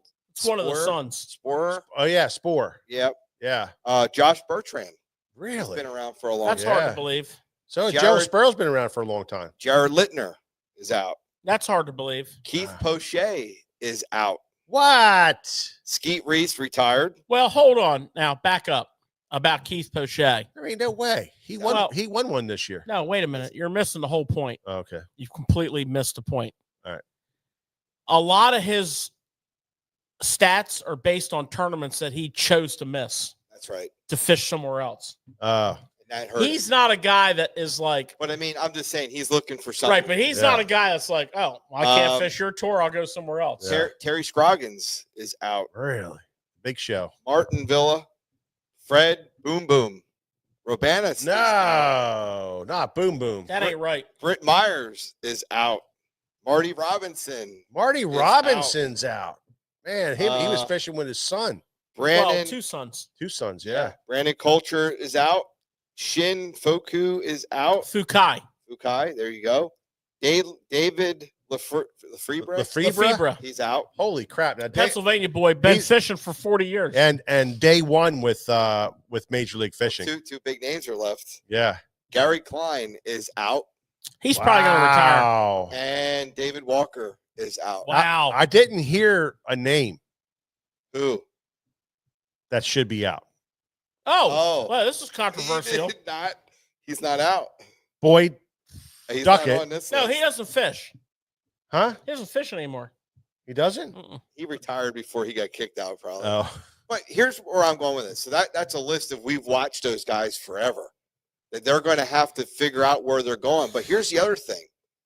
Going into next week, into the Bassmaster Elites finale, I just wish they would do this more. Yeah. Like there are literally, because there's guys on that list that are going to be able to roll over to the elites because of their Bassmaster Classic deal if they want to. Right. Well, Luke Clausen. Yeah. Yeah. So I wish they would talk about it more. There are people fighting for Bassmaster Classics next week. The Elite Series Angler of the Year is Ty. Yeah. For 690 points right now. Yes. And there's a lot of guys right there. I think you need to back up the bus a little bit. Okay. First of all that big long list that you just listed is not performance based. I agree. It is the league. But they're out. If I may. It is the league deciding to cut the field again. 20 spots. That's what it is. Predestined cut from a year ago. So I guess it is performance based. Yeah, it is. I was going to say. Because they knew, but under this year's basis. Right. But they cut the league again. Now, they can say what they want to say, but that is a financial decision. But they are moving first place up to $150,000 to win next year. Well, that's good. That's good. Yep. That's good. Really? Yeah. But what I'm saying is now for the elites next week, 2 people tied for Angler of the Year. We got Trey McKinney and Chris Johnson. Oh, Gonna man. be a great one. Yeah. Well, guess what? Yeah, absolutely. Next week, come on down. It's going to be popcorn and TV all week. Right. Yeah. But then we also have the classic qualifiers.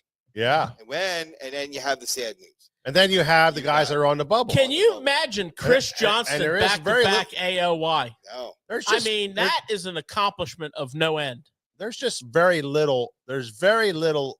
I mean, there is some reporting on it, but they should make a big deal about this because this is about guys that are on the bubble and their careers, and they should be interviewing them. They should be, making a story out of it, to really, because that's what we want to hear. We want, we've been living with these guys for all these years. And not only that, if I was on the bubble and I'm going to be out, like I know a few guys that are probably not going to make it. Yeah.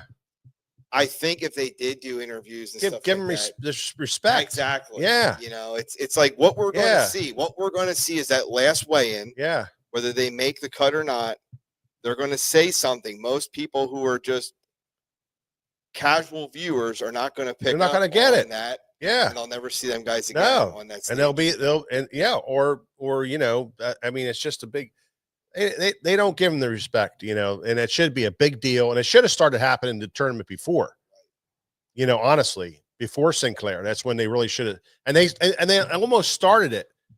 Remember that show they had, they almost started with it, but they should have carried that through into the Sinclair tournament and all the reporting and talking to those guys. It would make drama sells, and if those guys really wanted to, plus we would like to know their thought process. I'd like to know how these guys are thinking and where they're going with their, with their thinking and Absolutely. how they're going to focus on the next couple tournaments. And this is really where I'm at. I need to do this. Well, I need to end up here. and here's the other part of it. If they're not going to make the cut, they can then go fish the EQs. Yes, they can. Try to, They're so they they're should be automatically talking about all that. Yeah, they're automatically qualified for it, which nobody knows about. Nobody knows about. Yeah, they're all saying the same thing. And George brought up a great point though, because if Chris Johnson wins, Oh. that's back to back. But here's the other thing: if the kid wins, The youngest one ever. I mean, let's face it, he probably lost last year because he got disqualified and lost points.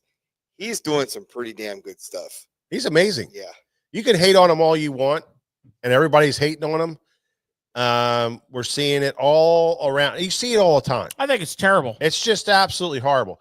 Hard work does pay off, and I mean, there's just a lot. It doesn't matter if you're top in your sport, you're going to be hated on. You're He just sees gonna, things differently. I seen that he was throwing a dice bait was one of his baits that he was throwing.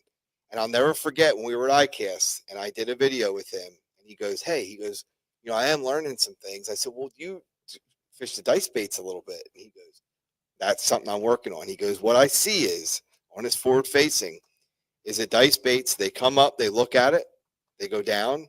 But he goes, a lot of people then reel in. He goes, what he was taking notice of is when they go away, they come back. And it's when they come back, they decide to take it. You don't learn that by not putting your time in. exactly. That's a different.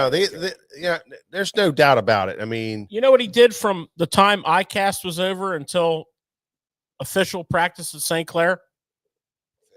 he went to Lake Huron or something. Went to Lake Michigan. Lake Michigan. Fished every day. Yeah, That's something. That's Yeah. dedication. Now, he's not the only one that did that. yeah. But, the comments, and here's the deal. When you're on top, and if we go back through, let's just say we go back through 10 of the last 20 AOY guys, Thanks, Fish On, dude. Thanks a lot, man. we're going to find, I don't know, 10 of them that were just negative commented to death. You can't go back. I don't know if you can go back that far because I don't think social media existed. Now that we have the social media and we have the incredible ease of,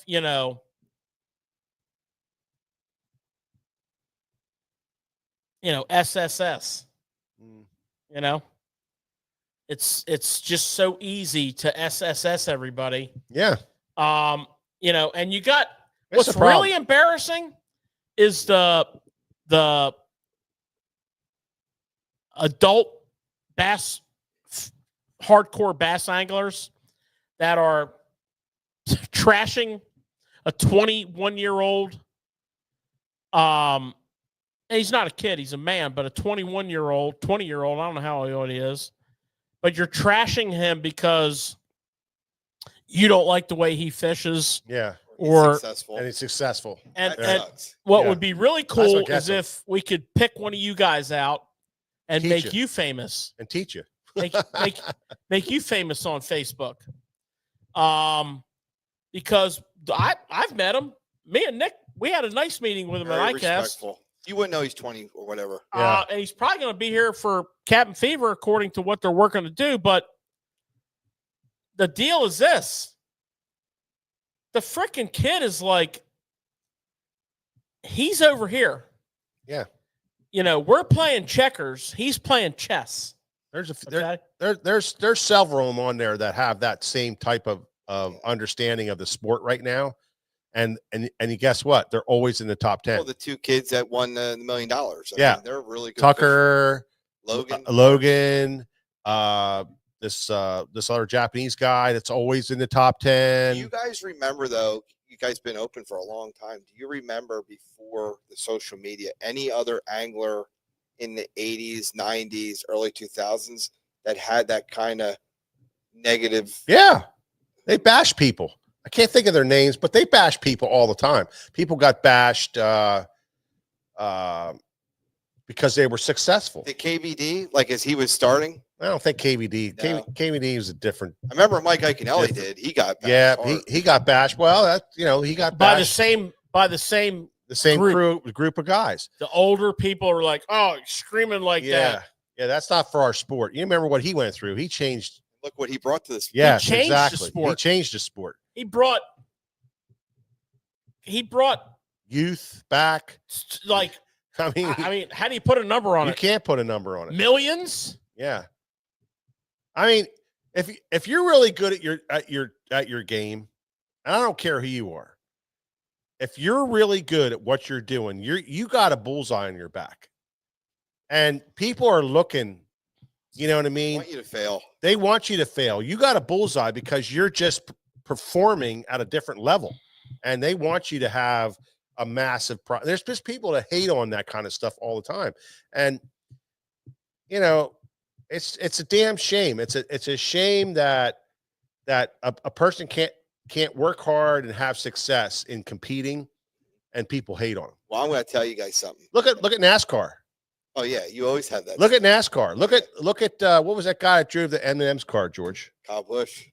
They hated that son of a gun. Yeah, Larson. I mean, he won everything. They won everything. Well, I'm going to talk to you about something that's positive. Next week, we got the last elite. Now, what comes along with a win with the last elite is an automatic berth into the classic. And yeah. I already got it dialed in how this is going to go. Our very own GDP is going to bring home a blue trophy and a clinched berth ticket to the classic. We're closing for the week. That's right. We're closing for the week. I ran the schedule back in January with him, and it's on my phone. The January rundown. Going down. And yeah, that's what happens. Yeah, I mean, you know, he's due, man. You know who they hammered back in the day? He is due. I mean, hammered unmercifully. David Dudley. Oh yeah, David Dudley came. He won $300,000. David then he Dudley won $100,000. won the Ranger 1 million tournament. Yeah. Then he won a $300,000 Forest Wood Cup. He just went off. He went off. That's a shame. And you know, one of his tactics at one of the Florida tournaments was what he went out and said, "I'm doing defensive fishing today." They're like, "What do you mean by that?" He goes, "I'm going to all the community holes and sticking as many fish as I can." Yeah, that was his game. And them old timers, they didn't like that. They straight up lost their shit. Well, you know who else got hit pretty hard was Luke Clausen, because he won the classic not being a Bassmaster angler. Yeah, right. He got hit pretty hard. Yeah. Yep. Yeah. They cut that show off pretty quick. Yeah. Ike got destroyed, Luke got destroyed, and Dudley got destroyed. Yeah. I didn't know that about Dudley because he's a pretty good guy. Yeah, he's a great guy, but he got destroyed when he was young, pre-social, pre-internet. Yeah. Young and successful. Yeah, he really did, man. He made a shit ton of money. And all the old guys were like, they actually took him behind the weigh-in trailer and had some words with him. No way. Yeah. All right. Well, we'll see how it all works out, Nick. That's good information. I'm gonna, we need to follow it a lot closer and really, really see how to. Well, next week's the week. Is next week? That's it. Next Thursday, when we have Tackle Shop Live, they'll have fish day one. First day. Okay. And by the second day, some anglers will no longer. Well, we're going to listen all week long to all the Bassmaster talk, and there better be some good information on who's doing what and what's going on, because I really want to know, like, what the deal is going into it. That'd be really cool. But all right, guys, thank you so much. As always, we really appreciate you guys spending time with us here on Thursday nights at 7:00. Yeah. And on Tackle Shop Live. And until next time, we will catch you on the next Tackle Shop Live. I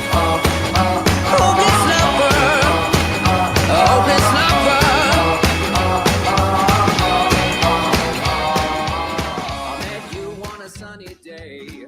Right there, you took my breath away.